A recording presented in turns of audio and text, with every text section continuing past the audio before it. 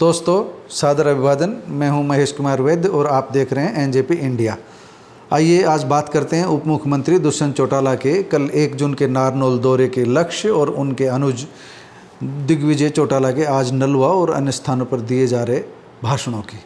दोस्तों मैं न ज्योतिषी हूँ और न इस तरह किसी भविष्यवाणी में यकीन रखता हूँ जो हर बार 100% सही साबित हो, मगर उप मुख्यमंत्री दुष्यंत चौटाला के 1 जून के नारनौल के दौरे, दिग्विजय के भाषणों और पिछले कुछ समय से जारी भाजपा और जजपा की राजनीतिक गतिविधियों को देखकर मैं बिना किसी लंबी भूमिका के यह संभावना व्यक्त कर रहा हूं कि भाजपा जजपा गठबंधन की उम्र अब अधिक लंबी नहीं है। लगभग 3 दशक पहले जब कांग्रेस ने राजीव गांधी की जासूसी कराने का आरोप लगाकर केंद्र में चंद्रशेखर की सरकार गिराई थी, तब ये कहा गया था कि समर्थन तो वापस लेना ही था, बस कांग्रेस को एक छोटे से बहाने की तलाश थी।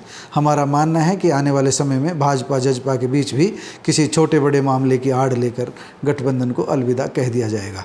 इसकी वजह कई है। जननायक जनता पार्टी जहां पिछलग्गू बनकर बहुत कम सीटों पर समझौता नहीं करेगी, वहीं भाजपा जजपा को उतना भाव नहीं देगी जितना भाव पाने के लिए जजपा ने प्रदेश के इस कोने से लेकर उस कोने तक पसीना बहाना शुरू कर दिया है। दिग्विजय का बार बार ये कहना कि 5100 रुपये बुढ़ापा पेंशन जैसी मांगे तभी पूरी होगी जब जजपा को कम से कम 46 सीटें देकर दुष्यंत के हाथ में कलम की ताकत दी जाएगी। अब दिग्विजय चौटाला की इस भाषा को देखें तो बड़ी मुश्किल से नरेंद्र मोदी और उधार के चेहरों के सहारे इससे पिछली बार बिना बैसाखी के सत्ता में आई भाजपा चुनावी मुकाबले में जजपा से मुक्त होने और कांग्रेस को पीछे रखने के लिए बहुकोणीय मुकाबला चाहेगी। असंतुष्ट दुष्यंत का अकेले मैदान में उतरना भाजपा अपने लिए फायदे का सौदा मानेगी। यह हो सकता है कि दुष्यंत अकेले मैदान में उतरने के बजाय गठबंधन का प्रयास करें, मगर चुनाव बाद बने अपने जूनियर पार्टनर को भाजपा उतना नहीं दे पाएगी जितना जजपा अपेक्षा करेगी। भाजपाइयों का गणित यह है कि दुष्यंत की पार्टी भूपेंद्र सिंह हुड्डा की कांग्रेस के वोट काटेगी, जिसका न्यूनाधिक लाभ भाजपा को ही मिलेगा। मगर कांग्रेसी भी ये मानकर चल रहे हैं कि जजपा ने भाजपा के खिलाफ चुनाव लड़कर जिस तरह चुनाव बाद भाजपा से गठबंधन किया, उसका नुकसान जजपा को होगा और कांग्रेस लाभ में रहेगी। खैर, इस गणित को फिर किसी दिन हल करेंगे। आज इतना ही कहना है कि कोई बड़ा उलटफेर नहीं हुआ तो अब गठबंधन के महीने गिनती के रह गए हैं।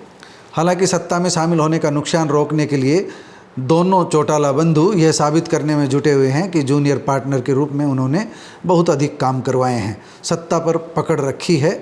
दिग्विजय कहते हैं कि सत्ता में नाम मात्र की हिस्सेदारी होने के बावजूद भी उप मुख्यमंत्री दुष्यंत चौटाला जनता से किए गए वादों को पूरा करने में कोई कोर कसर नहीं छोड़ रहे हैं। इस बात की चर्चा हो रही है कि गठबंधन कायम रखने के लिए दुष्यंत चौटाला भाजपा के सामने अहिरवाल बेल्ट में भी नारनौल, नांगल चौधरी, पटौदी व बावल जैसी उन सीटों पर दावेदारी करेंगे जहां भाजपा के विधायक हैं। अब जाट बहुल क्षेत्रों की तरह अगर अहिरवाल की उन सीटों पर भी दावेदारी की गई जहां भाजपा के विधायक हैं तो गठबंधन तो टूटना ही है। जजपा नेताओं की तैयारी को देखकर ऐसा ही लग रहा है। कल जिस तरह से नारनौल में एक ही दिन में 30 स्थानों पर दुष्यंत पहुंचे, उससे उनकी नारनौल सीट पर बढ़ती रुचि को समझा जा सकता है। दुष्यंत ने नारनौल विधानसभा में कल ही 12 करोड़ रुपए से बनने वाली विभिन्न सड़कों का शिलान्यास भी किया है। ओबीसी से लेकर हर वर्ग को अपने पाले में करने के लिए दुष्यंत ने नारनौल के नसीबपुर में प्रजापति समाज को संबोधित किया, अग्रवाल सभा के चुनाव की प्रक्रिया आरंभ करने के आदेश जारी किए। इसी तरह अन्य कार्यक्रमों में भागीदारी की।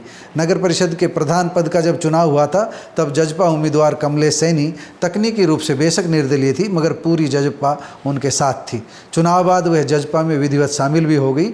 नारनौल के एक वरिष्ठ पत्रकार ने एनजेपी से बातचीत में कहा कि कल भाजपा की टीम में शामिल कई चेहरे दुष्यंत के साथ नजर आए। उन्होंने कहा कि भाजपा से नाराज ऐसे चेहरे जजपाई बन रहे हैं जिन्हें सत्ता का स्वाद चाहिए। एक अन्य वरिष्ठ पत्रकार ने भी यही कहा कि अब गठबंधन बीते दिनों की बात होने वाला है। दुष्यंत ने नगर परिषद की चेयरपर्सन कमलेश सैनी तथा कुछ वरिष्ठ अधिकारियों को भी चंडीगढ़ बुलाया है। दुष्यंत की जितनी चल पाएगी उतना नारनौल विधानसभा को देंगे और यहीं से भाजपा के विधायक ओम प्रकाश यादव को बिना कुछ कहे कमजोर करने का पूरा प्रयास करेंगे। ओम प्रकाश यादव मंत्री होते हुए नारनौल नगर परिषद में अपने उम्मीदवार को नहीं जिता पाए थे। दुष्यंत बाछौद हवाई पट्टी का विस्तार व मल्टी मॉडल लॉजिस्टिक हब जैसे बड़े प्रोजेक्ट की चर्चा डिप्टी की तरह नहीं बल्कि मुखिया की तरह करते हैं। उनका स्टाइल इस तरह का है मानो मात्र 10 सीटें होते हुए भी असली चौधर उनके पास ही है। दुष्यंत ने जहां किसानों के खातों में पहुंची मुआवजा राशि का भाजपा की तरह अपनी पार्टी को भी श्रेय दिया, वहीं व्यापारियों व अन्य वर्गों के असली पैरोकार बनने के लिए भी हर संभव प्रयास किया। अभी अन्य विधानसभा क्षेत्रों में भी दुष्यंत अपनी ताकत उसी तरह बढ़ाने का प्रयास करेंगे जिस तरह का प्रयास नारनौल में किया गया है।